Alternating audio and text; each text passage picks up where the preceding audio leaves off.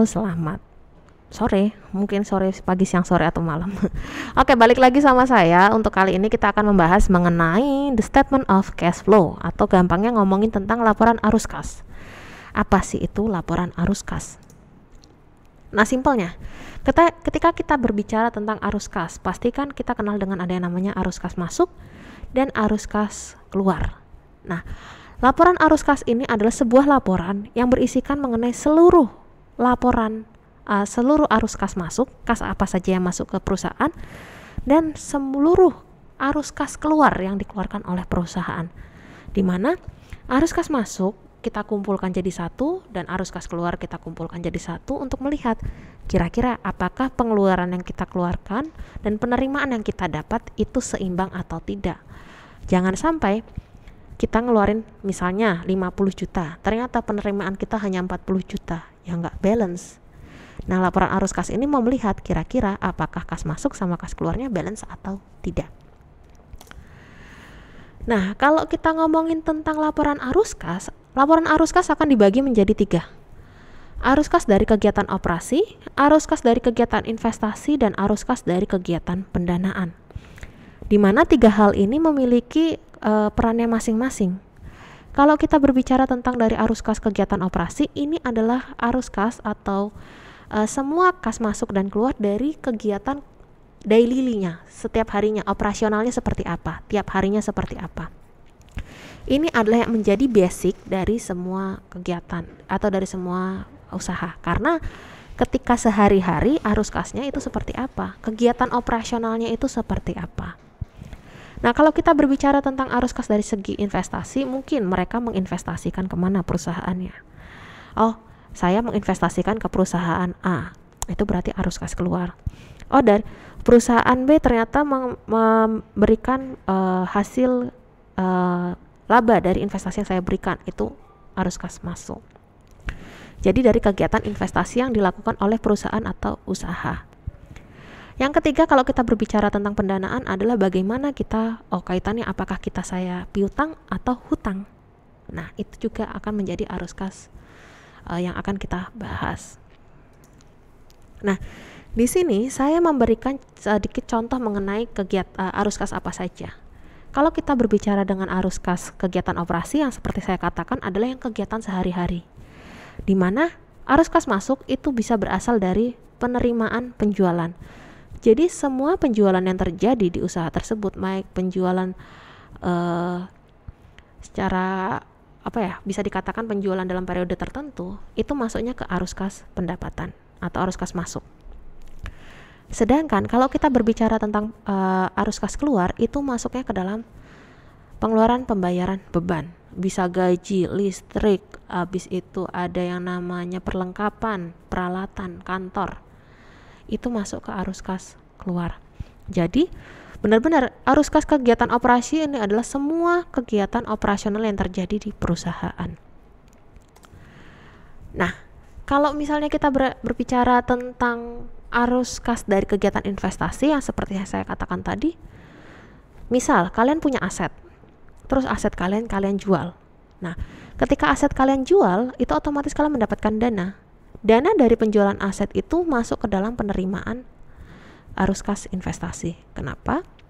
Karena ketika kalian punya aset, itu bisa dikatakan sebagai investasi. Investasi ke depannya, kalian menggunakan aset tersebut untuk jangka waktu berapa lama. Nah, selain dari penjualan aset, bisa juga dari surat berharga, obligasi, saham, itu juga menjadi surat berharga. Jadi kalau misalnya saya kemarin invest di saham nih, terus saya mau merasa, lebih baik karena saya kurang dana, saya jual aja nih saham saya. Ya udah, ketika saya mendapatkan penerimaan dari saham saya, maka itu akan masuk ke penerimaan kas masuk dari sisi investasi. Nah, selain itu, kalau kita berbicara tentang arus kas keluarnya untuk kegiatan investasi adalah contohnya kita membeli alat, kita membeli aset. Nah, kenapa bisa menjadi investasi? Karena alat itu atau aset tersebut itu akan kita gunakan dalam kurun waktu lama. Kan ngeluarin duit nih buat beli. Nah, itu masuknya ke arus kegiatan investasi, karena beli alat itu lebih ke investasi. Dan yang terakhir, kalau kita ngomongin dari arus kas dari kegiatan pendanaan, itu ada kalau arus kas masuknya kita ada dari pinjaman bank, misalnya kayak kita liabilitas hutang ke bank, karena bank kita pinjam ke kita nih, kita istilahnya mendapatkan dana dari bank, atau hutang dagang, hutang apapun itu masuk ke arus kas kita, arus kas penerimaan kita, karena kita dapat dana dari orang lain. Sedangkan kalau kita ngasih piutang, penjualan secara kredit atau angsuran, itu kita masuknya ke kas keluar dari pendanaan. Jadi mungkin untuk pendanaan ini sedikit berbeda. Ketika kita pinjam hutang, masuk arus masuk, kita piutang masuk ke arus keluar.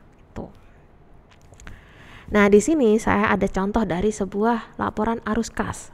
Tadi kan sudah dikatakan bahwa arus kas dari kegiatan operasional. Nih ada beberapa kegiatan operasional. Intinya untuk kegiatan operasi ini semua yang kaitannya dengan kegiatan sehari-harinya mereka, tentang kegiatan operasionalnya. Lalu ada arus kas kegiatan investasi. Ini ada semua pokoknya yang kaitannya dengan investasinya. Di sini pembayaran kas untuk pembayaran tanah. Kita membayar, berarti ini arus kas keluar investasi. Di sini arus kas dari kegiatan pendanaan. Di sini ada pokoknya yang berkaitan dengan pendanaan. Kalau untuk membuat sebuah arus kas yang perlu diingat adalah atau yang pahami apa? Itu kita bayarkah, dibayarkah, mengeluarkan dana atau mendapatkan dana. Kita harus jelas, harus cermat ketika ada istilahnya kegiatan-kegiatan tersebut. Karena kalau kita masukin salah, misalnya itu harusnya masuk ke arus kas masuk, ternyata kita taruh di arus kas keluar, ya bubar ke bawahnya. Karena itu kaitannya mau melihat kas kita tuh bersihnya berapa sih, arus kas kita berapa. Nah, intinya kalau kita berbicara tentang arus kas, yang paling utama adalah dari operasional. Kenapa?